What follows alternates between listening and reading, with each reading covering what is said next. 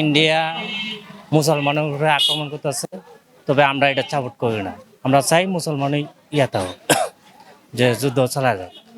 আমরা চাই ইন্ডিয়াতে যে সরকার উনি অত্যাচার বন্ধ করুক, আর পাকিস্তানও ভূমিকা পালন করুক।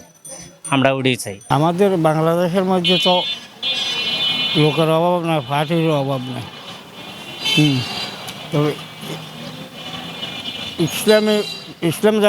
ইসলামের পক্ষে যারা আছে তারা কিন্তু জাফাই পড়বো, ছাড় দিত না নিঃশ্বাস থাকা পর্যন্ত। এইলো আমার কথা। ইন্ডিয়া তো সব সময় মুসলমানের উপরে অত্যাচার করে যাইতেছে, এখনো তার ধারাবাহিকতাভাবে এটাও তাদের পরিকল্পনাভাবে মুসলমানদেরকে নিপাত করে দেওয়ার জন্য। যখন যুদ্ধ লাগিয়ে দেব, মুসলমানদের উপরে অবশ্য অত্যাচার শুরু করব ইন্ডিয়ানরা, তখন মুসলমানরা পাকিস্তানি মুসলমান যারা আছে একসাথ হইয়া এদের উপরে ঝাঁপাই পড়া, প্রত্যেকের উপরে ফরজ হইয়া দাঁড়াইবে।